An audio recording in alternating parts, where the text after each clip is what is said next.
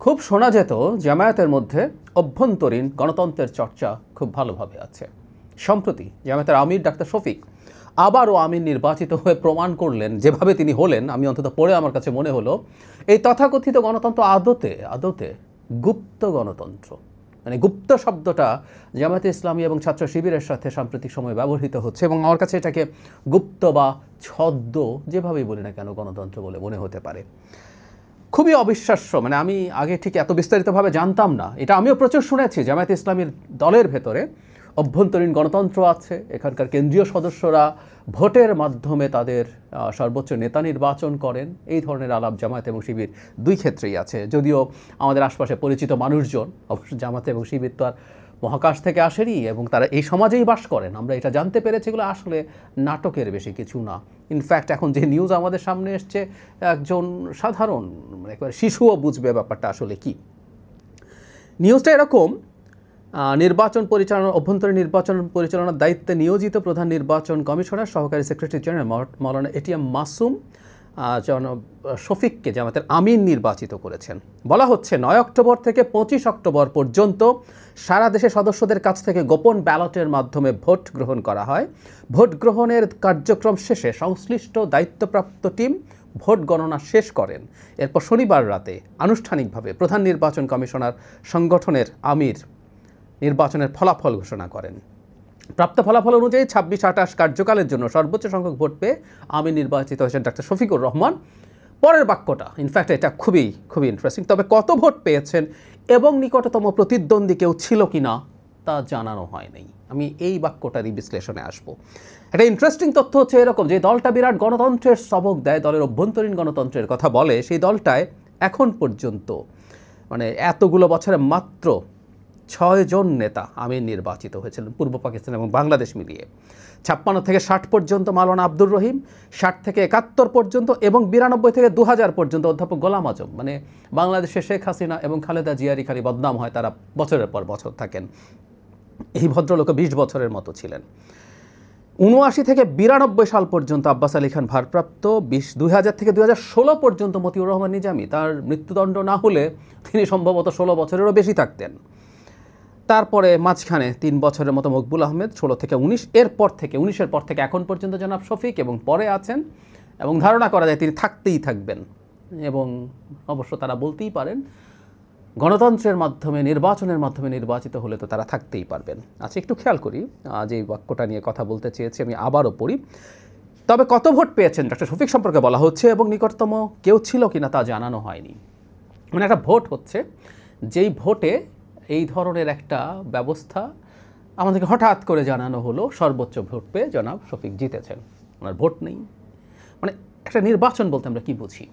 জনগণের সামনে যদি তারা এটাকে প্রকাশ করতে চান, তারা তো একটা রাজনৈতিক দল, তারা যদি একটা ব্র্যান্ডিং করেন নিজের দলের, যে তাদের দলের অভ্যন্তরীণ গণতন্ত্র চর্চা দুর্দান্তভাবে হয়, তাহলে জনগণকে দেখাতে হবে। একটা নির্বাচন হওয়ার জন্য যা হয়, একটা নির্বাচনের কথা ঘোষণা করবেন। আমাদের অন্য দলগুলো যেমন কাউন্সিল ঘোষণা করে, সেই কাউন্সিলে শেষ পর্যন্ত যেভাবে তাদের নেতা নির্বাচিত হন, এটা আসলে ভোটে বা নির্বাচনের মাধ্যমে হবার কথা, কিন্তু সেটা হয় না। এটা সর্বোচ্চ ব্যক্তিকে দায়িত্ব দেওয়া হয়, তিনি তার মতো করে সব করে ফেলেন। হ্যাঁ, এটা সত্য, এখানে গণতন্ত্রের চর্চা সেভাবে নেই। কিন্তু জামায়াত যেহেতু এটা বলছে এবং একটা পারসেপশন তারা তৈরি করেন, এবং আমি অনেকের মধ্যে দেখেছি এই কথাটা বলার প্রবণতা আছে। তাহলে কথা ছিল তারা আমির নির্বাচন কবে থেকে কবে হবে এগুলো জাতি জানার আছে। জামায়াত এখন বাংলাদেশের ইতিহাসে বা পাকিস্তানের ইতিহাস মিলিয়েও ইতিহাসে এত বেশি গুরুত্বপূর্ণ বা মনোযোগ কোনো দিন পায়নি। সুতরাং আমাদের জানানোর কথা ছিল নির্বাচন কবে থেকে কবে হবে, কারা কারা প্রার্থী হচ্ছেন, নিদেন পক্ষে যে এতজন প্রার্থী হয়েছেন, নাকি প্রার্থী হওয়ার সিস্টেম নেই তাও বলুন, যে যারা রুকন আছেন তারা তাদের স্পন্টেনিয়াসলি তাদের নাম দেবেন, ওখান থেকে গুনে টুনে যাকে বেশি হবে তাকে ঘোষণা। মানে আমরা পুরো প্রসেসটার কিছুই জানি না, অন্তত পাবলিকলি তারা ভেতরে ভেতরে কী করেছেন জানি না।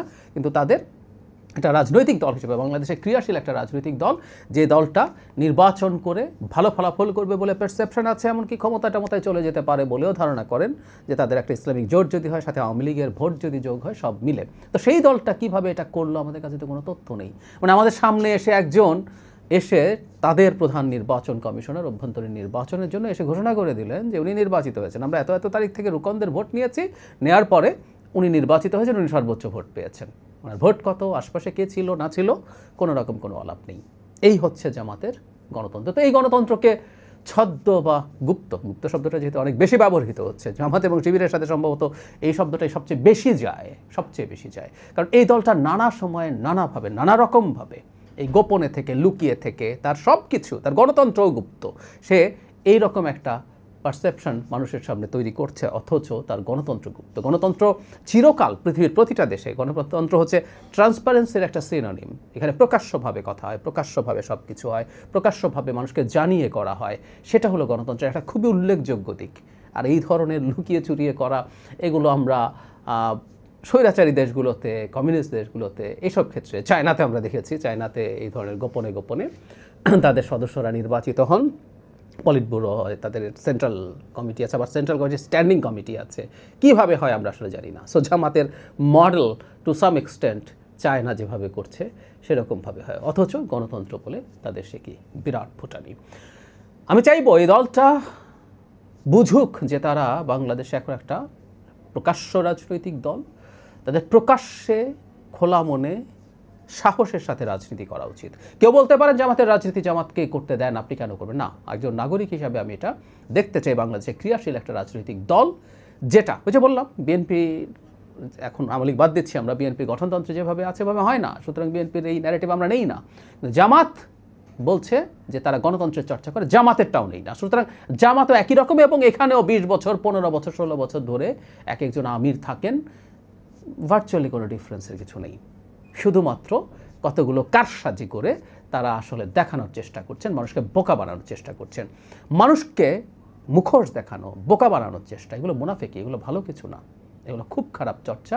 আমি মনে করি একজন নাগরিক হিসাবে আমার এটা দেখতে চাওয়ার আছে, এটা আমি যাচাই বাছাই করার অধিকার আছে, আদতে জামাত তার দলে অভ্যন্তরীণ গণতন্ত্র চর্চা করে কিনা। সেটা যদি আমি স্পষ্ট না হই, জামাতের তথাকথিত গণতন্ত্রের চর্চাকে আমি গুপ্ত গণতন্ত্র চর্চাই বলবো, এবং জনগণ যেন এদের এই গুপ্ত কর্মকাণ্ডকে ধিক্কার জানায়। একটা রাজনৈতিক দল যেটা গণতান্ত্রিক পেরিফেরিতে আছে, সে প্রকাশ্যভাবে কাজ করবে, প্রকাশ্যভাবে কথা বলবে, সে কোনো কিছু লুকাবে না, তার কর্মসূচি কী, সে কীভাবে দিতে চায়, সে ইসলাম শব্দটা কেন আনছে, সেটা কীভাবে ইসলামকে ইনকর্পোরেট করে, সে শরিয়া আনবে কি আনবে না, আনলে কেমন হবে, আমি এগুলো নিয়ে আরও বিস্তারিত কথা বলবো পরে, এগুলো সব বলা দরকার।